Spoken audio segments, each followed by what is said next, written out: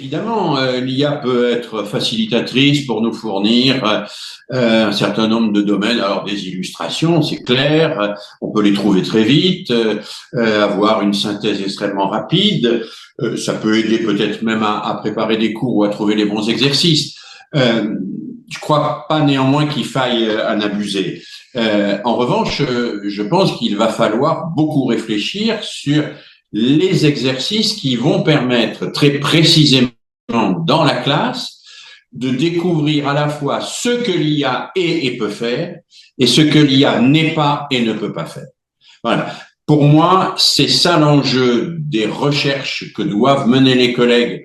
Alors, à la fois avec les chercheurs, mais aussi entre eux, par le travail collectif, par l'invention, par la réflexion, que les élèves comprennent la différence et qu'ils perçoivent que l'IA, ça peut être un outil, ça peut aider, mais que ça ne peut pas se substituer à l'humain, qu'il a une efficacité spécifique, mais que, par exemple, il connaît plus l'efficacité que la beauté, qu'il connaît plus l'énumération que la problématisation, qu'il laisse souvent échapper la question des valeurs et la question des choix axiologiques, qu'il travaille quand même essentiellement sur des accumulations et pas sur des distinctions, etc.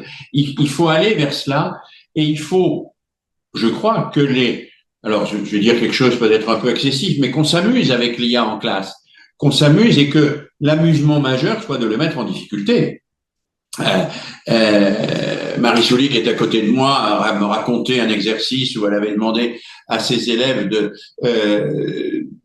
réfléchir sur une question dont chacun est spécialiste et puis de confronter ensuite sa réponse à la réponse que donnait l'IA pour que les élèves s'aperçoivent que il y a des choses que l'IA ne sait pas, qu'il ne les dit pas de la même manière, qu'il va aplatir tout, que voilà, la différence entre un brouillon et puis quelque chose qui exprime une sensibilité. J'étais l'autre jour dans une classe où la collègue avait demandé à un robot conversationnel une définition du romantisme et puis avait ensuite fourni à ses élèves une multitude d'exemples, un tableau romantique, une symphonie romantique, une architecture romantique, un poème romantique, un texte en prose romantique, etc. Il avait fait circuler ses élèves dans tous ces exemples. Chacun s'était approprié qui une musique, qui un texte, qui un tableau, et chacun exprimait ce qu'il ressentait à travers ça. Et ils ont repris le produit de ChatGPT en y intégrant leur sensibilité. Ils ont écrit des textes extrêmement personnels et extrêmement pertinents. Alors, je dis pas que c'est un exercice qui est bon en soi, mais cherchons ce type de choses. Cherchons ce qui va permettre à l'élève de comprendre ce que la machine peut faire et ce que lui seul peut faire et décider. Il y a des choses que lui seul peut faire et décider et que la machine ne pourra pas décider à sa place, qu'aucune machine ne peut légitimement décider à sa place.